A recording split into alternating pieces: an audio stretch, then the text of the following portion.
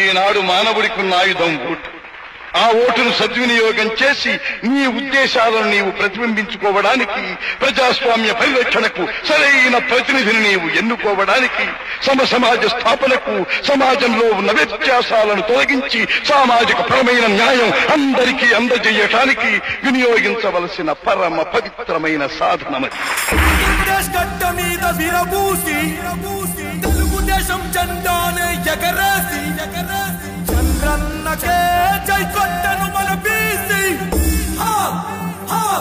బీసీలంటే backward cost కాదు, సమాజానికి back bone అని ఎలుగెత్తి చాటింది తెలుగుదేశం పార్టీ. నేను ఒకటి హామీ ఇస్తున్నా, తెలుగుదేశం పార్టీకి వెన్నెముక బీసీలు. 140 కులాలున్నాయి, అందరికీ న్యాయం చేసే బాధ్యత. బీసీ పెద్దగా నా బీసీల కోసం ఒక ప్రత్యేకమైన పాలసీ తీసుకొస్తా. దాని ప్రకారం కమ్మరి, కుమ్మరి, వడ్రంగి, రజక, లేకపోతే చేనేత, గీత కార్మికులకు అందరికీ న్యాయం చేసే బాధ్యత తెలుగుదేశం పార్టీ తీసుకుంటామని హామీ ఇస్తున్నా.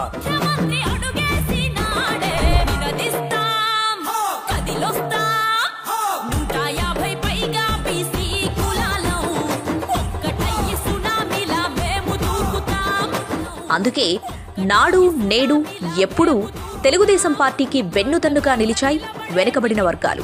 పటేల్ పట్వారీ వ్యవస్థ రద్దు చేసి రాజకీయాలను బీసీలకు చేరువ చేసిన ఘనత తెలుగుదేశం పార్టీకే దక్కింది.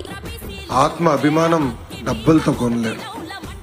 అది తెలుగుదేశం పార్టీకి ఉన్న కార్యకర్తలు, అది తెలుగుదేశం పార్టీలో ఉన్న బీసీ నాయకులు. స్థానిక సంస్థల్లో బీసీలకు 34% రిజర్వేషన్ కల్పించి పాలనలో వారిని భాగస్వామ్యం చేసిన ఘనత కూడా తెలుగుదేశం పార్టీకే సొంతం. బాపట్ల జిల్లాలో 10వ తరగతి పిల్లాడు దారుణ హత్యకు గురయ్యాడు. 4 కిరాతకులు ఆ బాలుడిపై పెట్రోలు పోసి నిప్పు పెట్టారు. తెలుగుదేశం హయాంలో బలహీన వర్గాల ప్రజలు అన్ని రకాలుగా అభివృద్ధి బాటలో నడవగా నేడు జగన్ పాలనలో అంధకారంలో కొట్టుమిట్టాడుతున్నారు.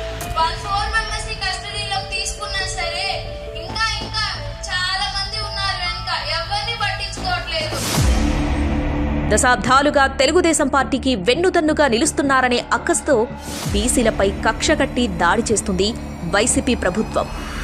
ఈ హత్య వెనకాల ఎవరున్నారో, ఎంత పెద్ద నాయకుడు ఉన్నాడో 9 నెలలు ఓపిక పట్టి తల్లి తెలుగుదేశం పార్టీ అధికారులకు వచ్చిన మొదటి 100 రోజుల్లో వాళ్ళని లోపలేసే బాధ్యత నేను తీసుకున్నాను. బీసీలు ప్రశ్నిస్తే దాడులు, నిలదీస్తే హత్యలకు పాల్పడుతూ తీవ్రంగా అణిచివేస్తుంది. మరోవైపు బీసీ కార్పొరేషన్లకు నిధులు ఇవ్వకుండా నిస్తేజంగా మార్చింది.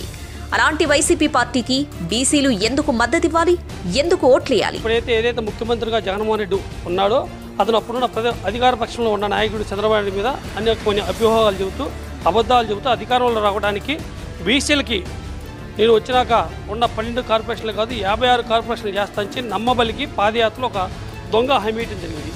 ఆ హామీని నమ్మి బీసీలు కూడా ఇతను ఏదో చేస్తాడు అని చెప్పి ఒక అవకాశం ఇవ్వడం జరిగింది. అవకాశం ఇచ్చిన తర్వాత ఈరోజు బీసీలు ఊరేసుకునే పరిస్థితి, ఆర్థిక సంక్షోభం, ఆర్థిక లేదు. ఈరోజు 56 కార్పొరేషన్లు వేసినా ఎక్కడ కూడా నిధులు వేయలేని పరిస్థితి. అందుకే బీసీలంతా సంఘటితమై బాబు రావాలి, భవిష్యత్తు మారాలని కోరుకుంటున్నారు.